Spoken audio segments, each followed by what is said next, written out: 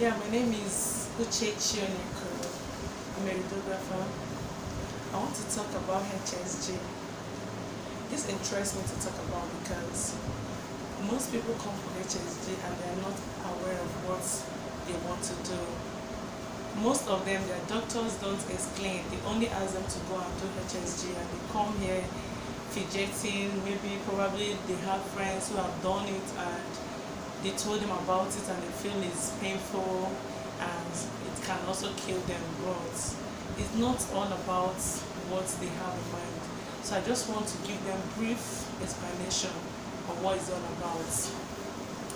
HSG is simply an abbreviation for hysterosalpingography.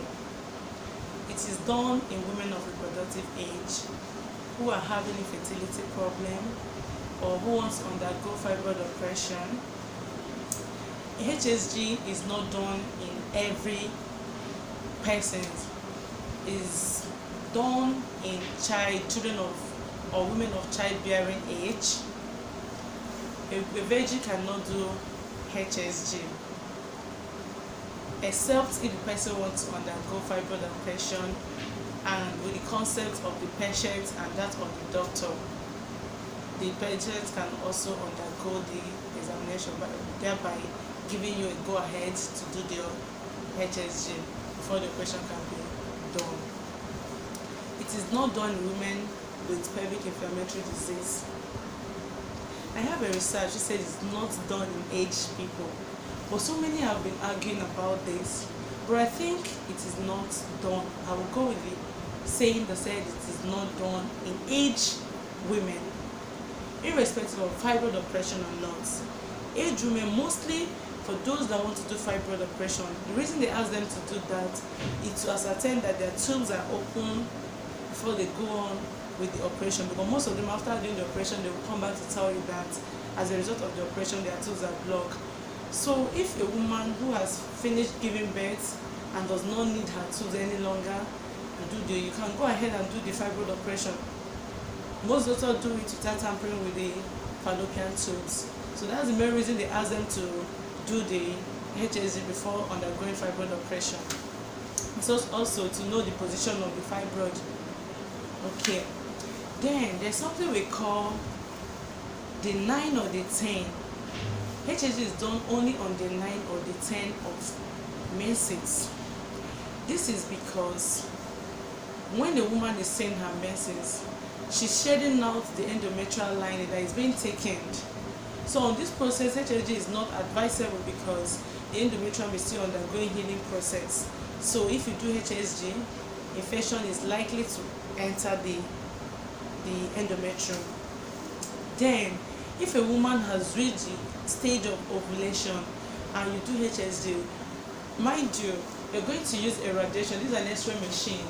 You're going to use a radiation to acquire these images. So when you are exposing that patient during her ovulation period, you are exposing the egg which is to be fertilized with radiation. Then if it's done when ovulation has occurred and probably the patient is pregnant, then you are exposing the fertilized egg to radiation. If eventually the baby survives it, there should be malformation of the child. And if the child does not survive, maybe during the course of the examination you have aborted the child. That is it. So that's why you observe the 10th or 9th day. By 9, the endometrial lining would have healed completely. Then by 10, ovulation would have not set in. Even those with short cycle, ovulation would have not set in. Then this process, we have instruments we use for this process. I'll be showing you the instruments and what they're used for.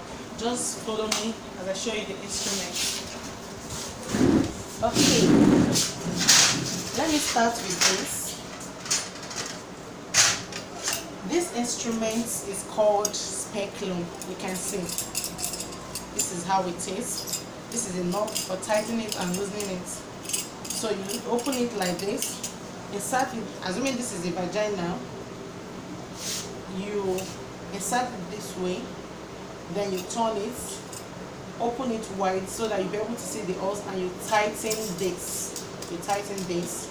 So when you want to pull it out, you loosen this and go back to its normal shape. Then you bring it out gently. You can use a lubricant to lubricate it so that it will be less painful to the patient. This is metal. Then this is called sponge holding forceps. For example, let me show you something. Here I have my cotton wool. Cotton wool is actually used to hold your cotton wool while attending to your patient. You hold it like this with little sablon, this on it. You clean the vaginal wall. Then while you also use this, open the vagina to see the ulcer. You also use cotton wool using the sponge holding forceps to clean the inside. That's the function of this. It is used for cleaning. Then we also have what we call Voscellum forceps. This is called Voscellum forceps. The function of this Voscellum forceps is to clip the anterior lobe of the cervix, of the os, the external os. You use it to clean the anterior lip. The reason we prefer the anterior lip is because the blood supply to the anterior lip is lesser compared to the posterior lip. When you clip the posterior lip, the patient tends to bleed more than when you clip the anterior lip. So it's advisable you clip the anterior lip. Like this is how you hold the Voscellum forceps. You clip like this. You clip, draw it forward. You draw the os forward, and then the os has an opening. It's through that opening that you sound to see the internal os. You sound. This is uterine sound.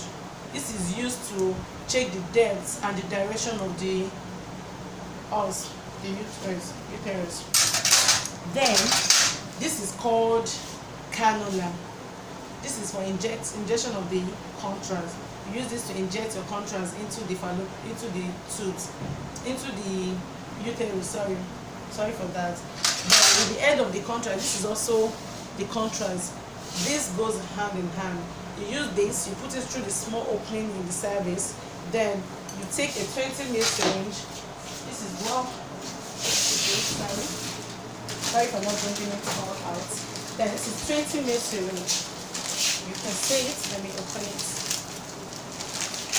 You draw 10 ml of contrast. This contrast, you draw 10 ml and you mix it with normal saline 10 ml, making it 20 ml. Then through this, you insert it this way. When you get your contrast, you have to expel air, so it will not mimic pathology. You expel the air before you insert it here. Then you screw, put it through the opening, the small opening in the os. You tighten it. Then you inject your contrast this way. You push it forward gently. So you first of all inject 5 ml to see the uterine canal. Then you inject 10 ml to see the uterus, that's the womb. The layman call it womb. Then you inject the remaining one to see. You inject 5 ml to see the left oblique. You do a left oblique to show the left tube, and you do the right oblique to show the right tube. That's all for this. So this is the contrast you use. This is it. This enhances the uterus. With this, you can visualize the uterus and you can also visualize the fallopian tubes. So HSG has limitation. It does not show the ovaries. It only shows the uterus and the fallopian tubes. So its limitation is the ovaries. It does not show it at all. So what more do I want to say about the procedure? Like I just explained, using the instrument, the procedure does not last more than 5 minutes. Ideally, this examination is done using a fluoroscopy machine. You don't do it blind, but we have limitation of the equipment in Nigeria, so we go blind and we still get the same examination. I'm not saying it's ideal for you to go blind. The ideal thing is for you to use a fluoroscopy, but we provide the means by doing it. So that is it. Then let's go back to, let me show you an image. I just finished one HSG. Yeah. Let me show you an image.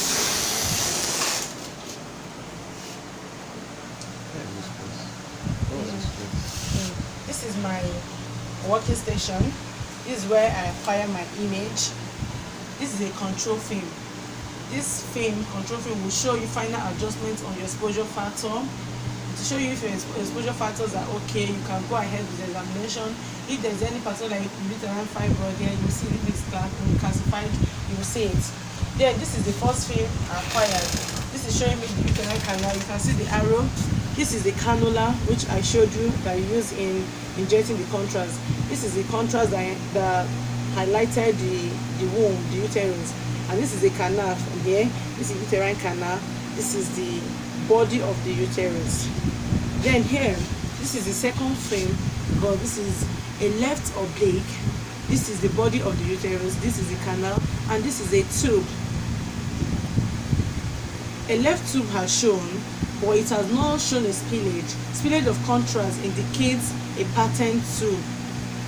So right now the tube has shown. In most cases the tube might show and there's no spillage, it's still tuber blockage. Then here I have another one. There's a spillage right here. If you look at this is the right side. This is the right side. You see a spillage here. This shows that this right tube is patterned, and there's also a spillage on the left which shows that the left tube is patterned. So in this case now we have a bilateral tuber pattern, and the womb is well outlined, though there is a bit filling defect here. If you see from the uterine canal, you see there's a filling defect here. That's it all for this. So after that, we come back to telling patients that HSG is not harmful. Yes, we know that it's painful, but the pain is minimal. Everyone has a threshold how they will stand pain. The way I feel pain might be different from how you feel pain. That I felt pain while undergoing HSG does not mean you will feel pain while undergoing HSG. So do not be discouraged by what you hear your friends say about HSG. And mind you, those your friends were able to do it and it solved their problem. This HSG could be diagnostic and therapeutic. Most women tend to have thinning of the os. The blood flow is not even as it's supposed to be. It's abnormal, and when they sleep with their husband, the sperm can tend to come back. Instead of going in, it tend to come back because there's a narrowing of the internal os. So what we do is that as you're sounding, or maybe you're not able to sound, you use a dilator, small thing. Let me get the dilator and show you.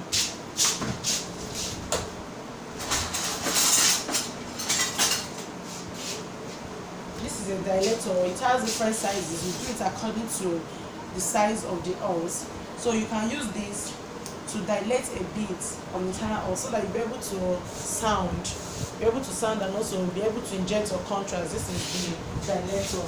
So after doing that, after dilating a patient, you discover that most of them, maybe a month after the HSG, they will conceive. So HSG is therapeutic and also diagnostic. So don't be discouraged by what your friends say. They've actually solved their own problem and they don't want you to solve your problem. They keep discouraging you. So do not be discouraged. Most of your doctors will not have time like this to explain to you. So that's why I want you to watch this video. Take your time, digest the video, and then know that HSG is not something that kills. If it does, no one will ask you to do it. It's for your own good. So you find out if your tubes are blocked or if there's any myoma, fibroid in your womb. That's the reason you do this. Most women be seeing themselves as normal. There's so many that could cause blockage of the fallopian tubes. An infection not well treated or long not treated infection can cause blockage of the tube. Synechia, uterine synechia, when the woman commits several abortions, as you're scraping the wall, the lining of the endometrium, you're scraping it up and it becomes tiny. So that is what we call synechia. So some people have been indulging abortion several times without saying it, and their womb has become synech. So they can't get pregnant. So that's the reason you come for HSG, to find out what the problem is. And for those undergoing fibroid operation, so they will know the position of the fibroid, how big it is, and then they will get rid of it so that pregnancy can also stay. Yes, I know not all fibroids stays in the womb. We have pedunculated fibroid, we have subserous fibroid. These ones cannot actually stop you from getting pregnant, but those in the submucous can actually prevent pregnancy. But God will have it. God is so merciful and faithful. So many people with fibroid submucous fibroids still get pregnant and it's late to time. So that's the thing. We all have different cases and the way God wants it to work out for us. Most women will Is it only through HSG that one can know if they have fibroid? No. The first thing you do is to do a pelvic scan. Pelvic scan will show if you have fibroid. It will even show you more the location, how many, the number of fibroid you have, the sizes, the location. It will show you better. But like I said earlier, HSG is done when you want to undergo the fibroid operation, not because they cannot do it without you doing the HSG. No, most women complain that after doing the fibroid operation, the doctor tamper with their tubes. So they will serve it as a medical report, keep it there. So when you come back, they will give you, okay, this is how it was before you undergo the operation. The tubes were actually blocked before you did it, or they are open before you did it. Do you understand? So it's just like a medical record that they keep. That's all. Do you have any other question for me? No. Okay. So please, just try and watch my video. Pass it on to as many that are facing infertility problem. Fertility problem is not just for women alone, also for men. So everyone needs to test themselves. The guys, I indulge you to do SFA, seminal fluid analysis, so that you will know if you're okay. To do not put the blame on women alone, because most families now, if there's a fertility case in their family, they will tend to put the blame on the ladies. No, it doesn't go that way. Either ways, both of them should check themselves, and if everything is normal between the both of them, they should wait on God. God is the giver of children. He makes everything perfect at his own time. Every perfect gift comes from God. That is my candid advice. So is it what can you advise for? What advice can you give to someone who has been searching for, or who has been infertile for years? I mean, a woman who has not conceived. Is HSG the first point of contact?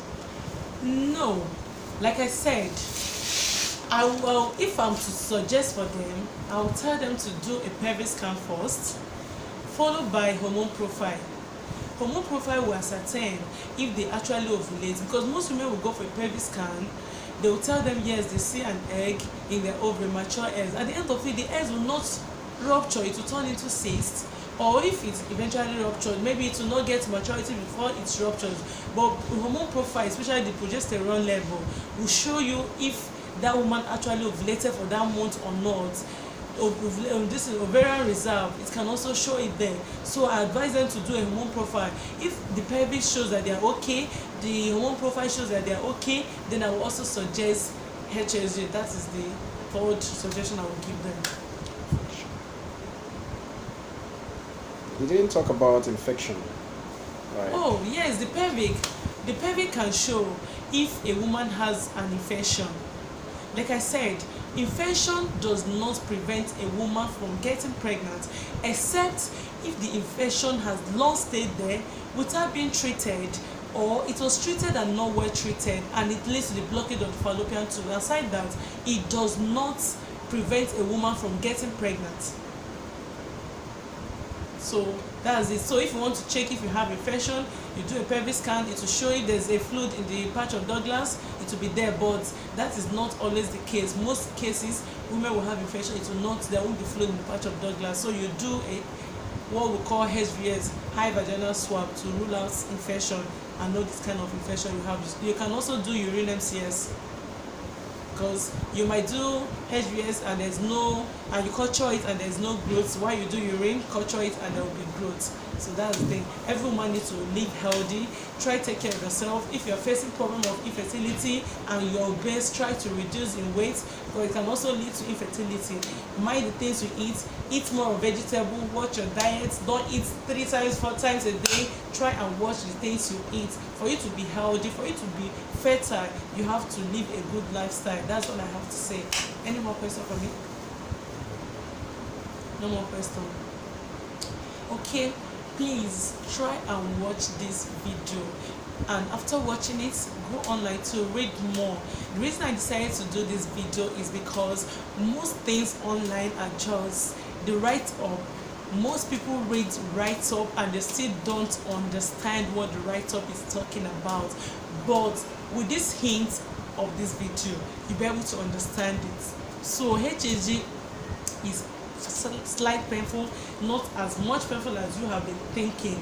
It's something that does not last more than 5 minutes if with full cooperation of the patient and the competence of the person handling it. At one point, will you advise the couple to meet after the examination, after the HSG examination? Oh, I always advise them, if they can withstand if the patient can withstand the pain, to go ahead and have sex that same day. It helps, because once you have done this, just like you have opened the place, just like you have opened the door for people to enter, just like that, that's what it means. You have opened the door, anyone can enter. The door is wide open now. So I advise them to meet with their partner that same day, if they can withstand the pain. Most people cannot withstand the pain, so I ask them to. If you cannot withstand it, the next day you can have sex. It's advisable you do.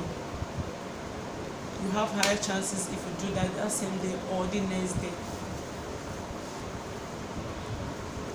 So thank you all for watching this short video. If you want me to do more and on any topic you want, just visit me, follow me on Twitter, follow me on Instagram, and follow me on I can't give you my WhatsApp number now, but you can follow me on my Facebook. My Facebook name is Wilfred-Onyekachi. You can search me, add me up. There are requests for more videos. I will do that. I will grant you that opportunity. Thank you for watching. Thank you. Bye-bye.